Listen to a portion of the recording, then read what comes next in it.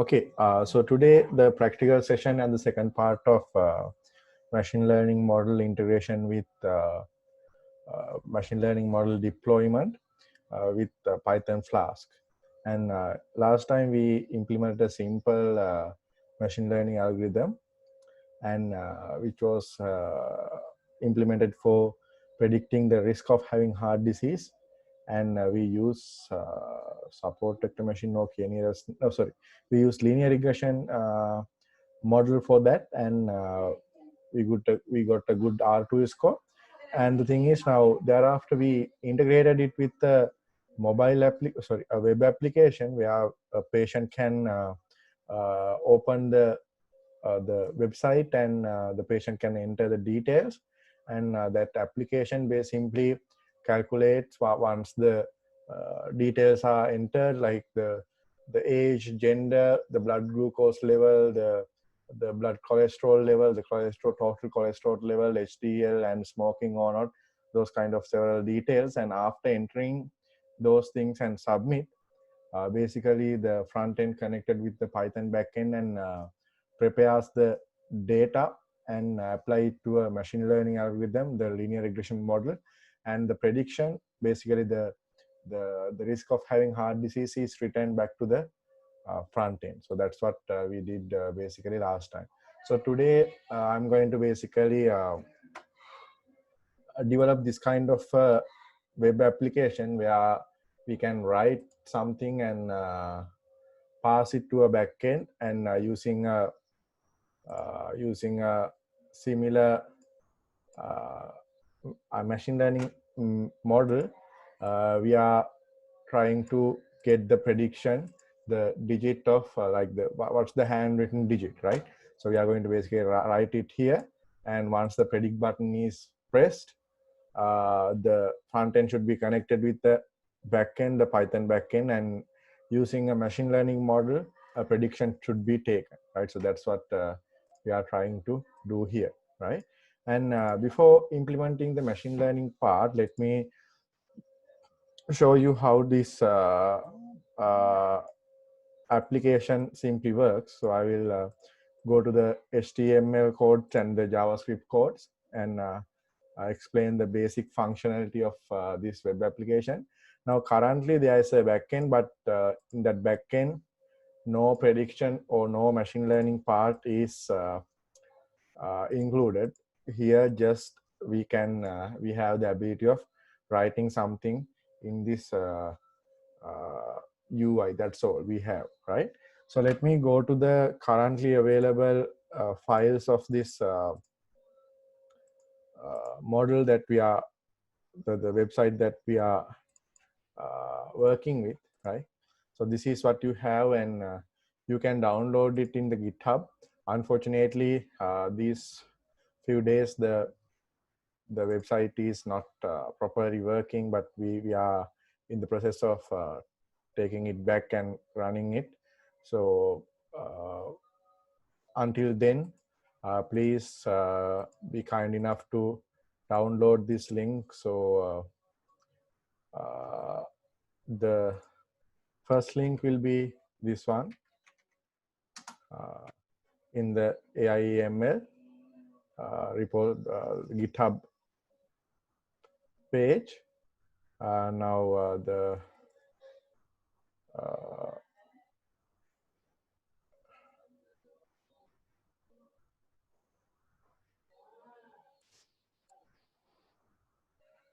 not this one.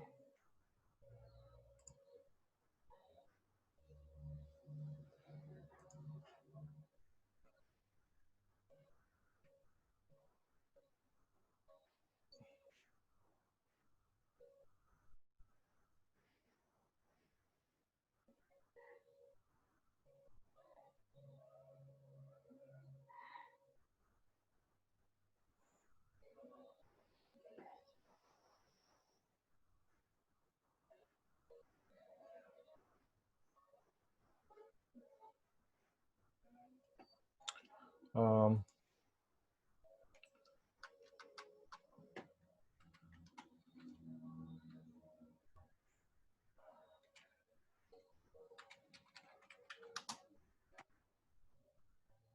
yeah, this one. Uh, so this one, so this includes the like this application. This increase this drawing application. So if you can download this one from the GitHub, and you can directly download this working web app, right? But the thing is, now please keep that thing in mind. Now this is not like any machine learning model is not currently integrated, so we have to do it. So this is what you have to download from the GitHub to get this web app, right? I'm talking about like the web app. Currently the machine learning model is not integrated yet, right? Okay, so yeah, so if you go back here now, this is the web app. This is what you can download from the internet, the GitHub repository. So this has mainly one HTML, one HTML file. So I will quickly go through the things available in this HTML file. I hope I accidentally close all the things. Right, so let me open it back. Okay, right. So this is the HTML file of that handwritten digit recognition app, right? So you have the title, handwritten digit recognition, and you have several CSS files, right? And those are in the static folder. Now you can remember that I mentioned last time that if you have any HTML files, JavaScript files, by practice they should be included in a folder called static files, and whatever the template files, HTML file, front-end files should be included inside the folder called templates. And this is the backend. This is where the backend is located. So relative to the location of the backend, the front end template file should be included inside the folder called templates, and the JavaScript files type, the CSS file should be included inside the folder called static, right? So if you go back here now in the templates, this is what you have basically, right? So I'm not going to go through everything since this includes the CSS files and other stuff. But anyway, now if you have the basic idea, so we have a canvas, right? Canvas of 128 and 128 height and width. So that's the canvas. And we have a header called right digit. So you can see now this is the header and this is the canvas. And other than that, what you have here, we go back here. Now you have a button called predict and another button called clear, right? So right, so this is the CSS class and the type is button, right? And so those things are there, and there's a simple JavaScript code here, right? A simple JavaScript code, and we have loaded some external JavaScript files as well from the static folder. So if you go back to the static folder, you have these two, right? Now the thing is, I'm not going to focus that much on these JavaScript files and these HTML files, right? Since that's not our main focus. Our focus is on like the machine learning part. I mean, the machine learning model integration, right? So we have to focus on that. So I'm not going to go through that much through these JavaScript files and other HTML files, but I will explain the functionality basic, right? So what happens basically now in this HTML file, you have a JavaScript code here, right? So this is the, I mean, these two are external JavaScript codes available in the static folder, but this JavaScript code is inside your HTML file, and basically here the function is written, right? A function is written for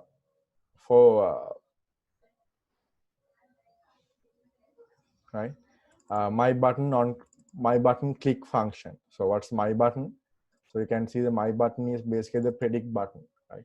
So here this function is implemented. This function includes the thing, whatever the thing should be done once this predict button is pressed, right? So my button dot click function. Now this is the function to be executed once this predict button is pressed, right? So here basically it does something like this. Now first inside the function you can see the result dot text is changed to predicting, right? So that means we have a result, something called result as well, right? And this is what you call the result, right? So this is the result. So this is a label kind of a thing, and yeah, it's a header and result. So what happens basically, that result changes to predicting, right? That result changes to predicting, and yeah. Now here I have like missed the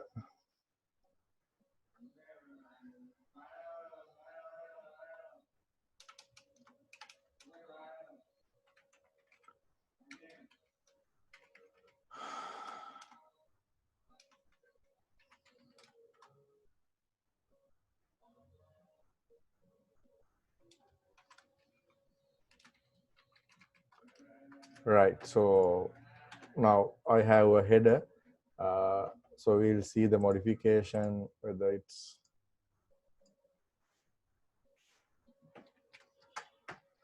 not visible, right? Anyway, yeah. So let it, yeah. So it may remain as this, right? I will explain what happens here. Now, once the my button is pressed, so my button is the predict button, it's pressed, this result header is the results header changes to predicting, right? So predicting, now you can't see it since it take no time currently, but you will see later.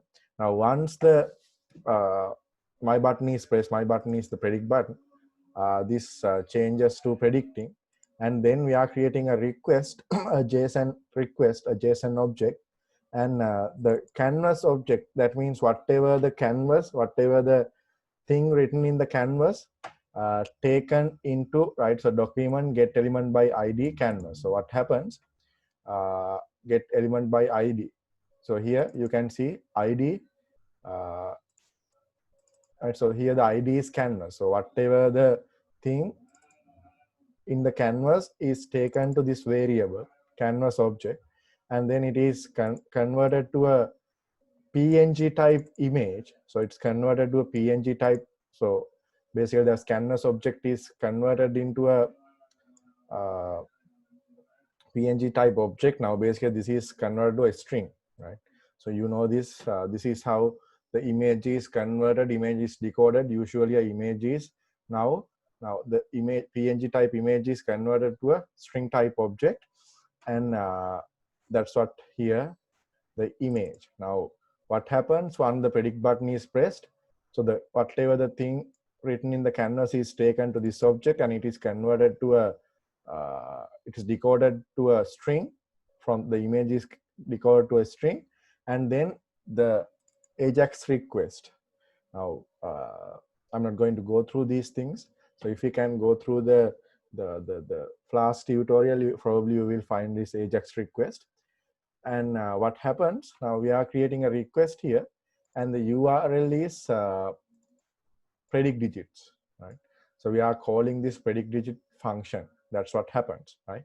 So this predict digit, what happens, the canvas is converted to a string object and a JSON object, then it's with that, it's the here it's calling to the predict digits endpoint, right? So now the predict digits endpoint is here in the Python backend, right? So in the Python backend, you can see now these are familiar to you, what we discussed last time. So we have the main route, right? So this is where the I mean the home page is this. So once the home page is called, this is what I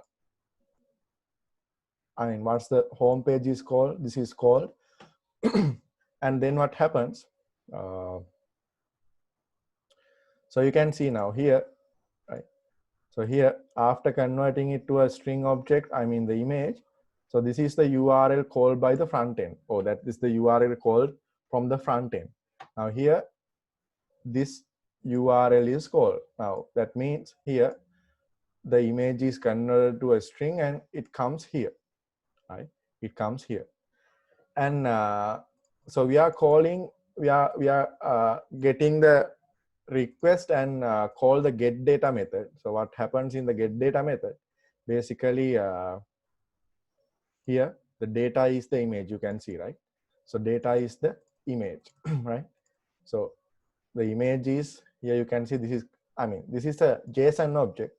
So in the JSON object, the data key, we can say it like a key is the image, right?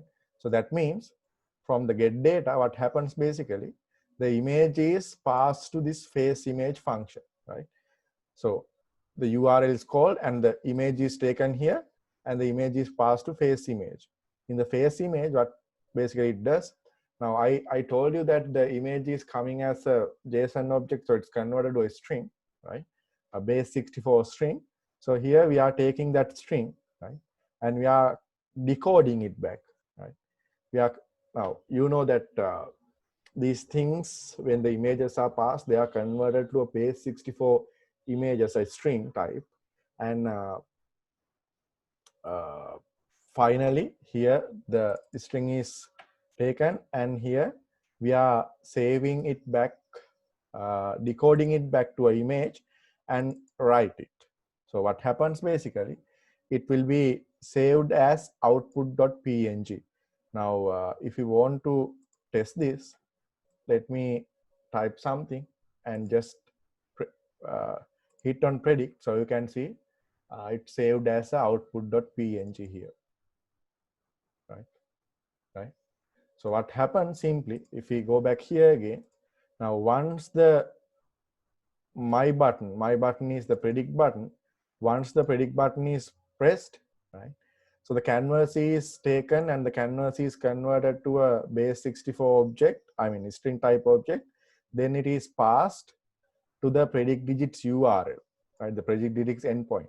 So in the predict digits in the main, the Python backend, it takes the data, right?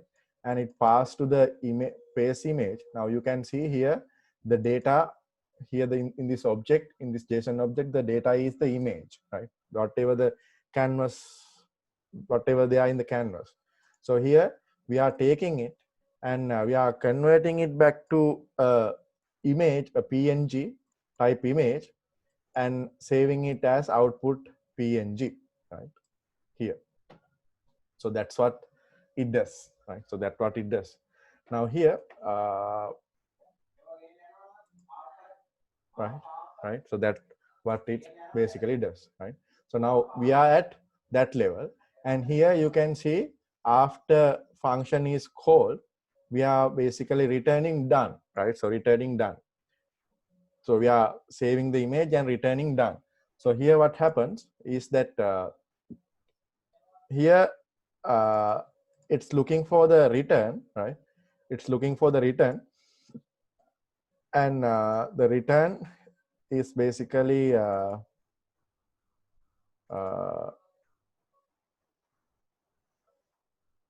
so the return is shown here, right? The return is shown here, result and what's returned, right? So what's returned, and here we are returning done. So that's why you can see a done here, result done, right? අපි මෙතනින් done කියලා return කරනවා පේනවාද මේ function එක call කරලා image save වුණාට පස්සේ අපි done කියලා save කරනවා. ඒ done කියන එක තමයි මෙතන මේ result plus data කියලා අපි දාලා දෙනවා. ඒක done කියන එක ඇවිල්ලා මෙතන මේ විදිහට show කරනවා, right? So starting from here, what we have to do now, we have a properly functioning web application. We have a properly functioning web application, which basically we have a we have uh, canvas, and we can write in the canvas, and from the canvas we can get that image and convert to string, and we can pass it to the Python backend here, right? So we can pass it to the Python backend here, and in the Python backend it is decoded back to an image and save it as a PNG file, right? So it's saved here. Now that's what we have, and we are returning done after getting a single image. So that's what it's capable up to now.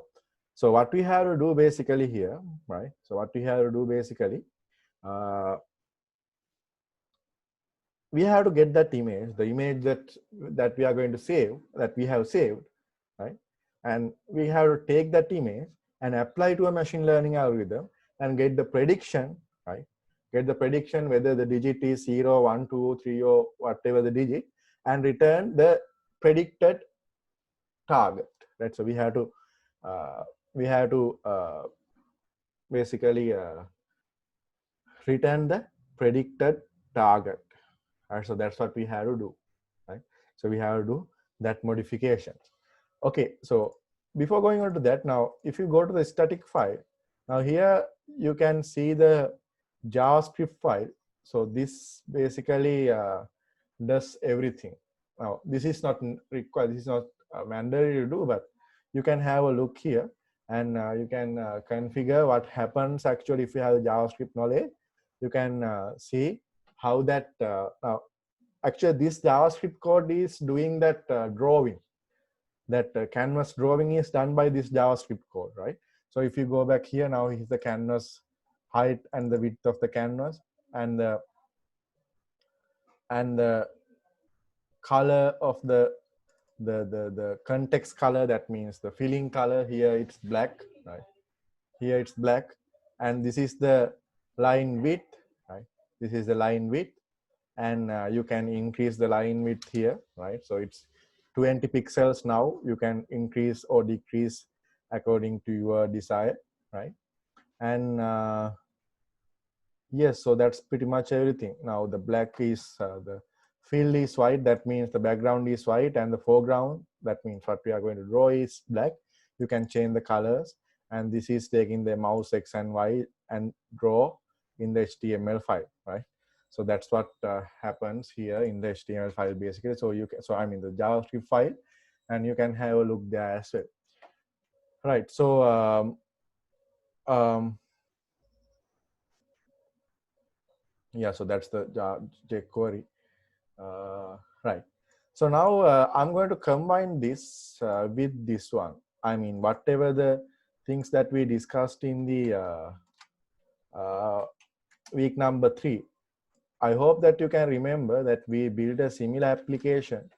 We build a similar application in as a web, I mean just a PC application. I hope you can remember. And let me open the week 3 content, what we did in week 3 of the course. And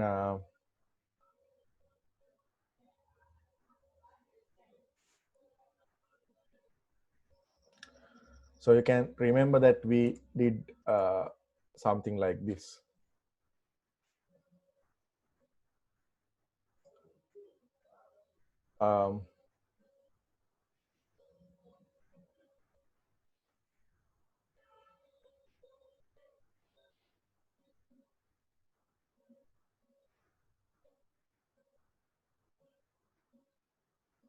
Yeah, I think I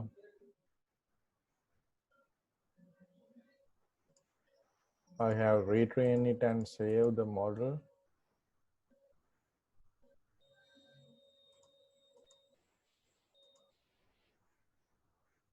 Right, so now let us try it. Yeah, so this is what we did on the 3rd week of the course, right? So this is similar to that. So we can use the same model, but this is not a PC application. We are using a web application. So we have a good model like the handwritten digit. So if you can't remember what we did was like we got the already available, I mean, inbuilt data set, digit data set from scikit-learn module. And we got the images and targets separately. And we trained it basically, right? Using a k-nearest neighbor classifier. We use a k-nearest neighbor classifier. And after it's been saved, so we are getting a SAV file. SAV file. So this is what we got. And what we can do is that we can get it here and integrate it with this web application, right? Okay. Now,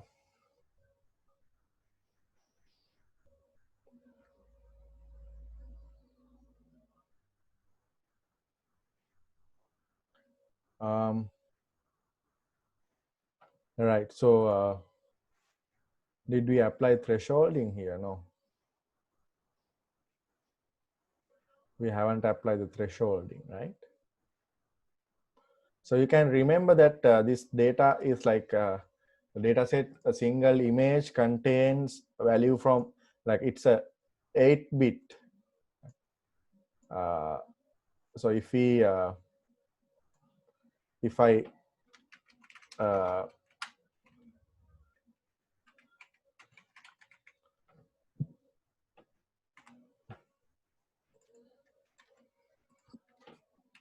right, so this is what it have. Now we have 8x8 images and 1797 8x8 images, and we have the flattened version that's in the data. So I hope that you can remember I asked you like improve the precision, improve the accuracy of this model.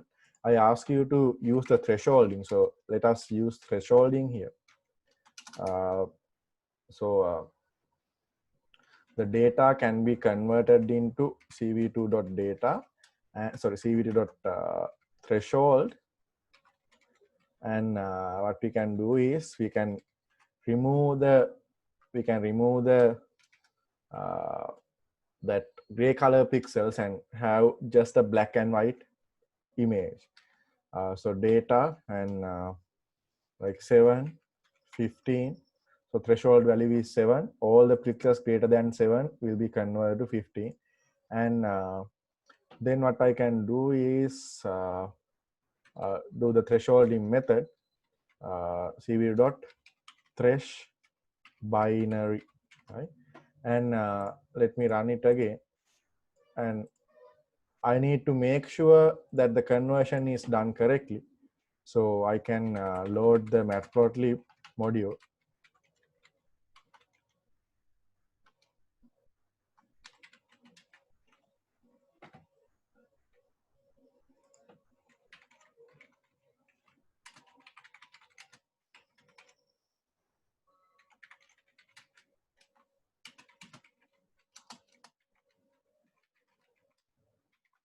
And let me, yeah.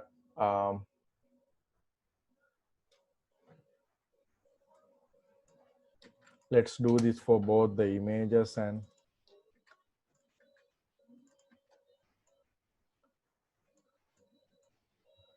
so let me have a look on the images 0 to confirm that the may use the color map gray. So you can see it's done correctly, right? So thresholding, after thresholding, we can't see any gray scale values. So that's something needed to be done here also, right? So you can see that we can't have any gray values here, only black and white values. So the training data should be converted into that, right? So how you can do it, run this and let it save again. So after saving it again, what we can do is get that SAV file here again.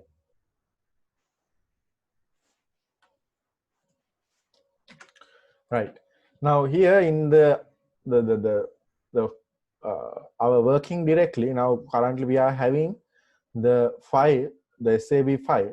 So what we need to do here is that load this model and get a prediction and return it back to the uh,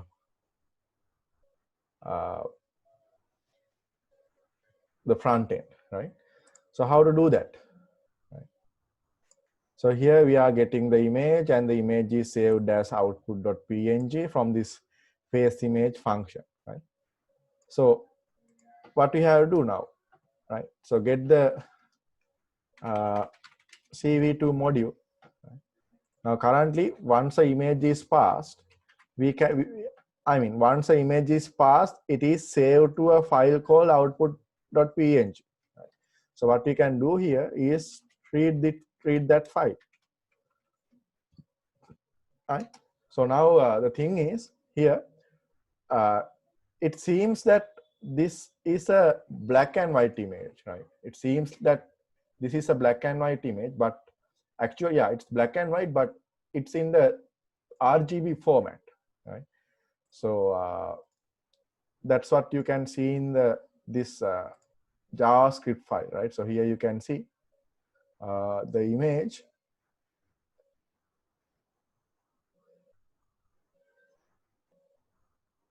The canvas is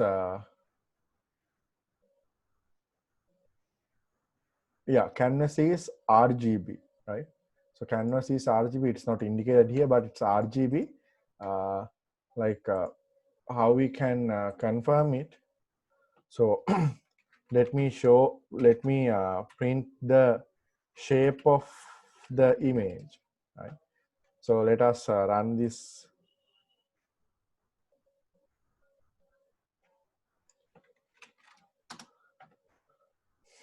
Now let me go here again and open the front end, the app. Let me run the app again. So Python main.py.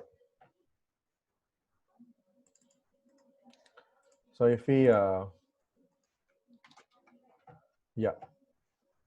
so now hit on predict. Now it takes some time.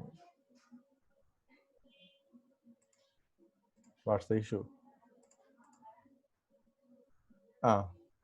We have an error in the imread is not defined. Yeah, it should be cv2.imread, right? All right. So let me restart the thing again.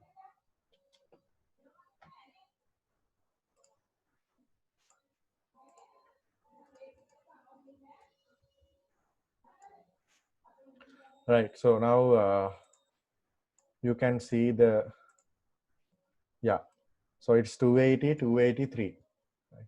280, 283. So 3 means this is a RGB image. It's a black and white. We can see black and white, but the format is RGB. So what we can do here, what we have to do here, now you can remember that we trained it for not RGB, we train it for gray images. So what we can do is we can convert it to gray, and the flag is CV2 BGR, sorry, color BGR to gray. So this is how we are going to convert it to the gray color. And after that, what we have to do is we have to somehow, now the size is, you can remember, you can see that the size is here 280, 283, right? So 280, 283. So what we can do is what we have to do is to resize it using the resize command. Using the resize command. So can you specifically mention what's the size, the size that the image should be resized to? Yes, any idea? Now this is 228 by 228, sorry, 280 by 280. Currently it's 280 by 280. So what should be the, in order to get the prediction from the model, what should be the size that the image needed to be converted? Yes. No, not 180 by 180. It should be, yes, 8 by 8, exactly. So since our data set is like trained on 8 by 8 images, so it should be converted to 8 by 8. And another thing, it's not actually 8 by 8. You can see it should be flattened, right? The image is 8 by 8, yes, but the images are flattened and then trained. So what we have to do is we can use the reshape. The IMG is an NumPy object. You know that the images are NumPy objects. So what we can do is we can reshape it, image.reshape, and the reshape size is 8 by 8. And so we can reshape it to 8 by 8. Uh, sorry, not 8 by 8. 64, right? 1 comma 64. Yes, exactly, 1 comma 64, right? So then what we can do now, everything is set, but one thing we just missed. The image should be the image. Now currently this is a default image, so this has the range of 0 to 255, right? But our images are bit scaled down and they are 0 to 15, so we have to convert it back to 0 to 15, not 0 to 255. So it can be simply done by this. Now this basically converts the image which had the range of 0 to 255 to 0 to 1, right? මේකෙන් 0 to 1 convert වෙනවා. ඊට පස්සේ අපිට කරන්න තියෙන්නේ ඒක 15 වලින් වැඩි කරන්න. එතකොට 0 to 15 convert වෙනවා simply, right? So now everything is ready. As I can remember, is it no, we have to do another thing, right? So as you can see, the images, the training images are having a white foreground and a black background, right? You can remember it, right? So the training images are the black background, okay, white foreground. So, but our application gives like white background and the black foreground. So the testing data should be converted into, right? So how we can do it? Simply you can do it like how? Any idea?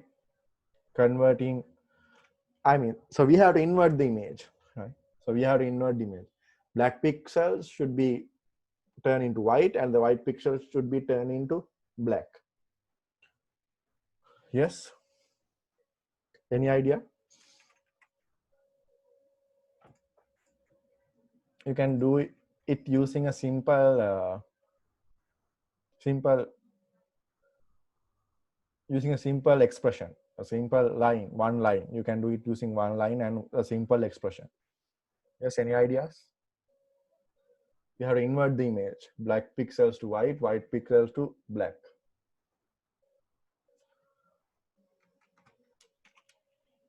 It can be done like this.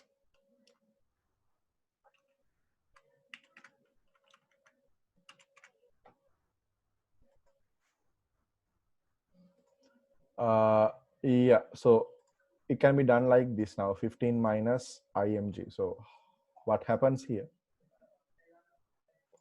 you can remember, sorry, you can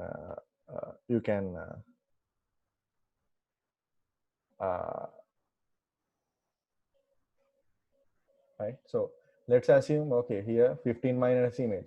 So let's assume a pixel of 15. So it becomes 15 minus 15. So it becomes 0. And let's assume a black pixel, right? So what happens to back pixel? 15 minus 0, and it becomes 15, right?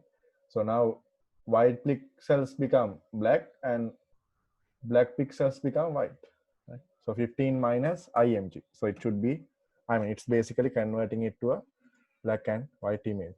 So now finally we have to, with the joblib module, we have to load the model. So joblib.load, and we can load it here, this model. and like this.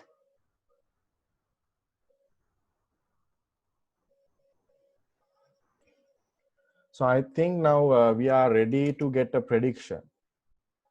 uh, so prediction is basically a, model dot predict img, and yeah, so let us make it sure by printing the prediction before returning it. I'm not sure whether we are getting the correct results, but anyway, see.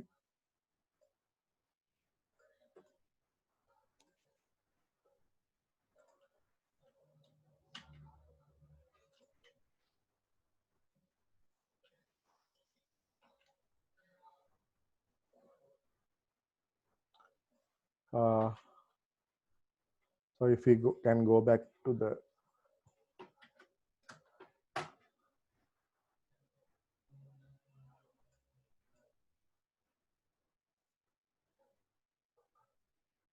yeah, so we are getting the prediction here, right? So you can see we are getting the prediction.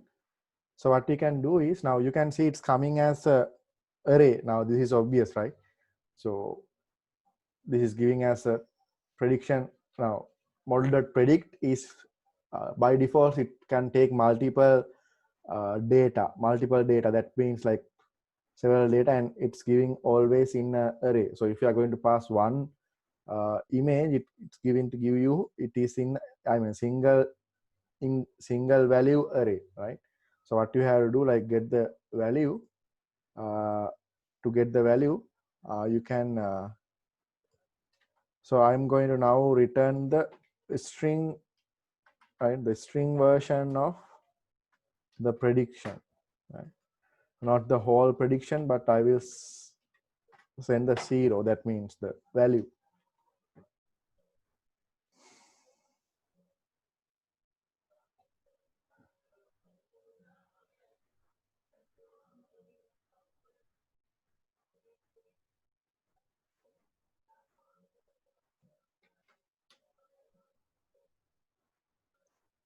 Right. So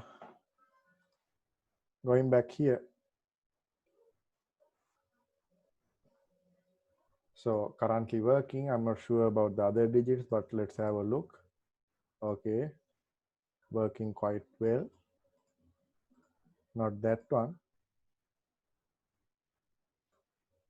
Yeah.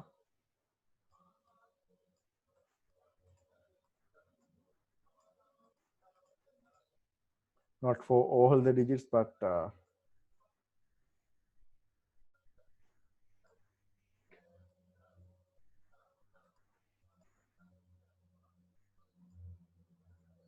right. Okay.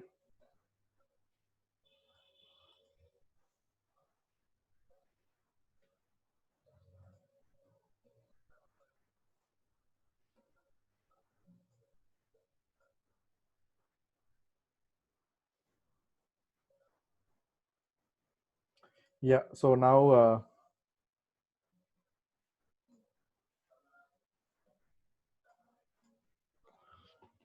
yeah. So actually now I think the thickness is we have to increase the thickness of this line. Right? The thing is now here you can, if you compare the training images, right?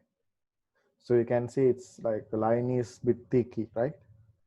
Uh, so you can do it go by going here and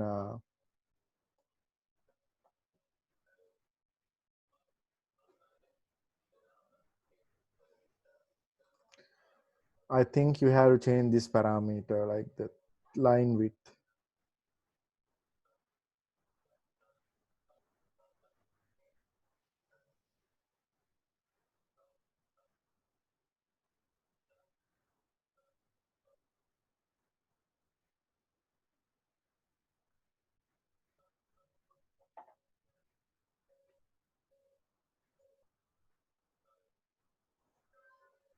and then probably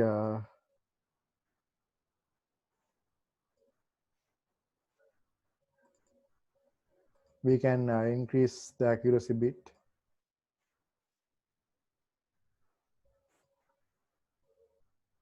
It's working pretty well for several digits, right? uh, not for all, uh, but works well for several.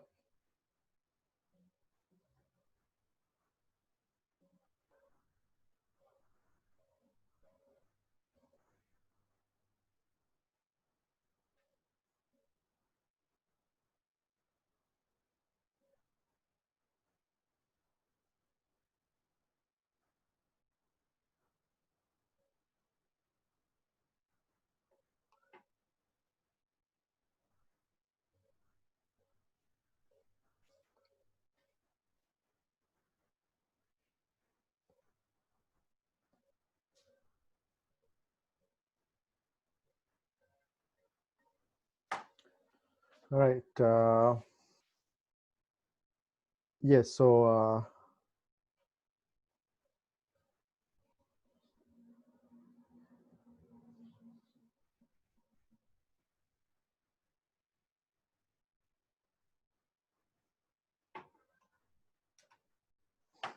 right. So this is simply uh,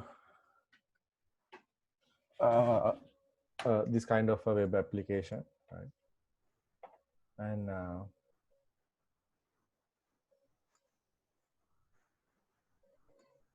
right. So you can improve by doing those modifications, increase the size of the line, and try to get the improvements. And probably you can follow several methods to improve the accuracy of this model, right?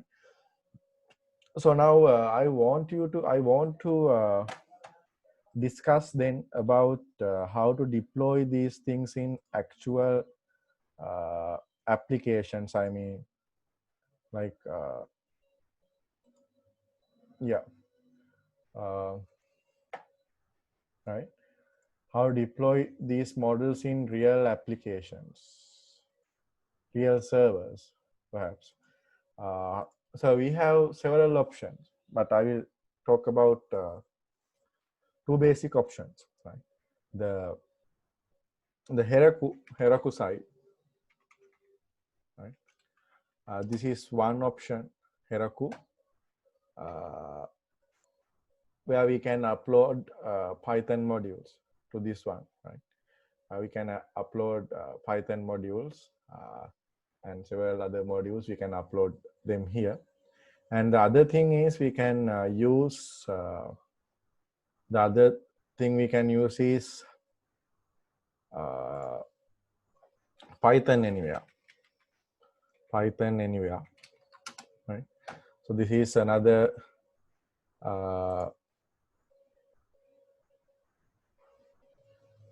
cloud provider, host provider, right? Hosting provider, and these two are the recommended, and these two are very working well with machine learning. Now the thing is, I mean, this is not the best uh, cloud platforms providers, right? So cloud service providers. But I'm talking about when it comes to Python and when it comes to machine learning and when it comes to deep learning. So this would be the best. Uh, this would be best cloud service providers, right? So Heroku and Python Anywhere. So shall we now? I'm not going to talk about both, but let us go with Python Anywhere and let's try to deploy this model. I'm not sure whether I would be able to do it using the free features, but otherwise we can purchase something and do. But let me first check, right? So now we are trying to deploy this in a real cloud platform where we can access anywhere, not only from our local host, we can have then access this from anywhere, right?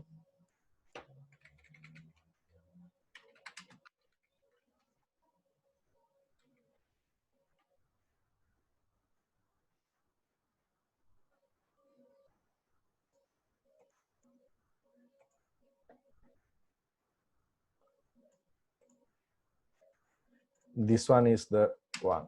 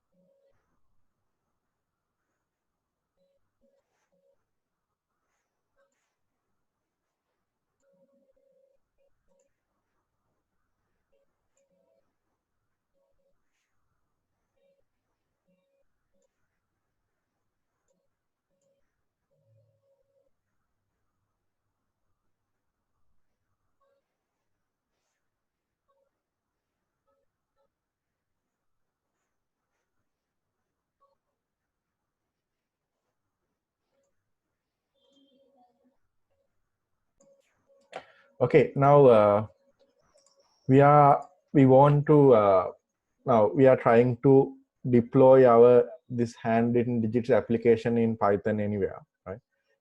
I mean, you can also use the Heroku as well, but I'm going with Python. So this similar method is there for Heroku as well, right?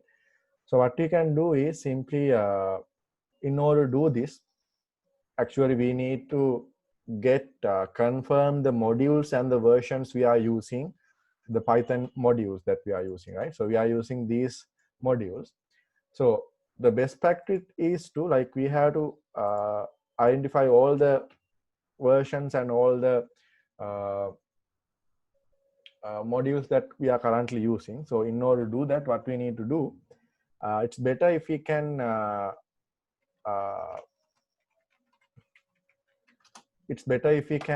create a separate environment, right? It's better if we can create a separate environment uh, instead of the base environment, right? But the issue is, in the base you have several modules, right? So if I show you the modules available in my base, right? Pip freeze my modules txt, right?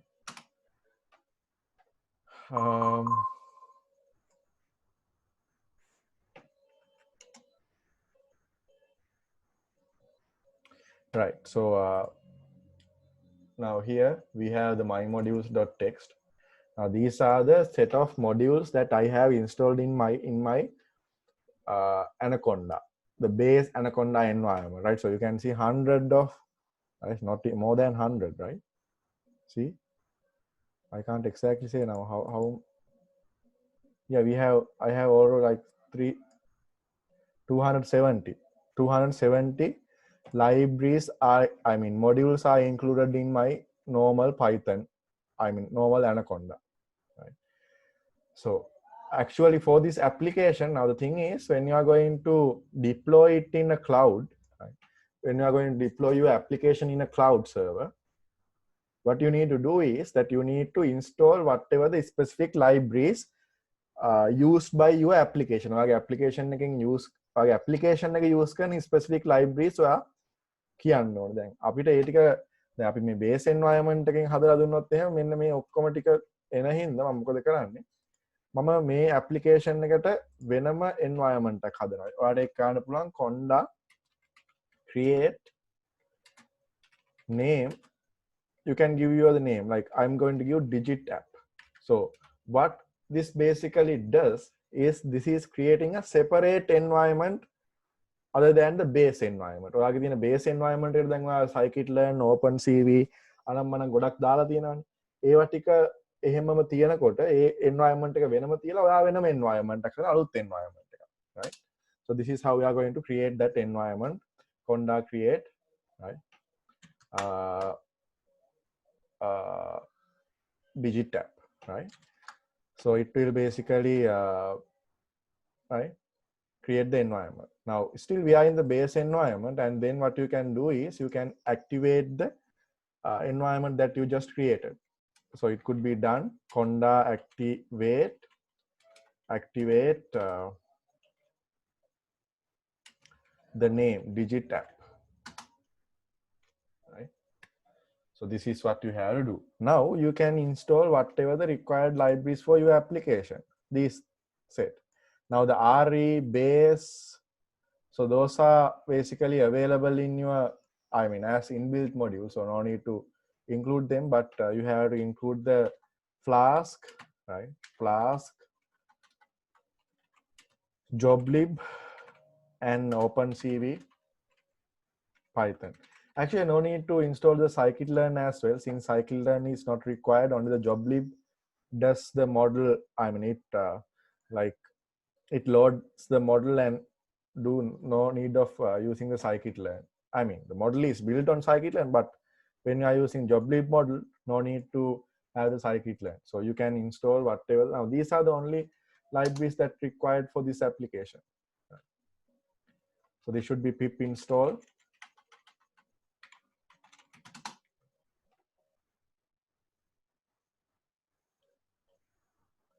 Right.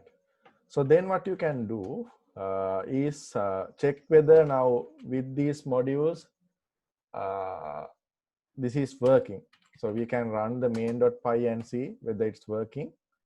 Now I mean not in the default environment, I mean the newly created environment. So let me run it and see whether it's working in this newly created environment. So let us, yeah, works perfectly well in the new environment, right? So then what you can do, terminate the app and freeze the modules that currently in your environment. The environment එකේ තියෙන modules ටික අපි freeze කරගන්න ඕනේ. Freeze කරගන්න කියන්නේ අපි ඒ versions ටික ගන්න ඕනේ.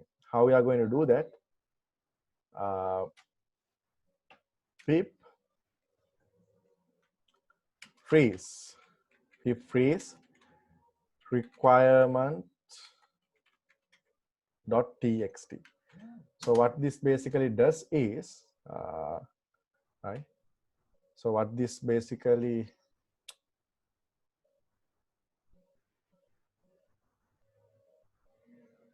does is now the currently available modules are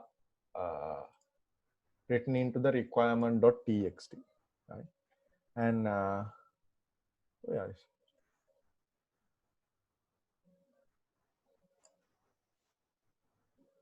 yeah, yeah. Let me.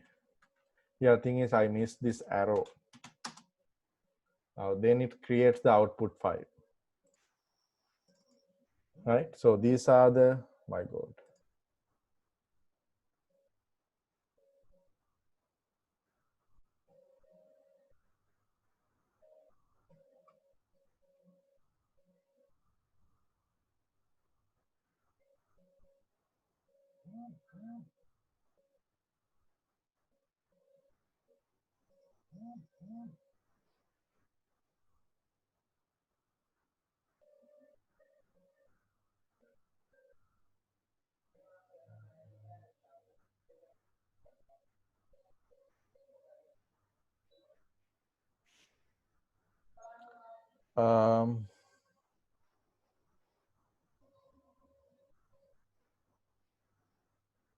I mean, this includes some other modules that, I mean, unnecessary modules as well.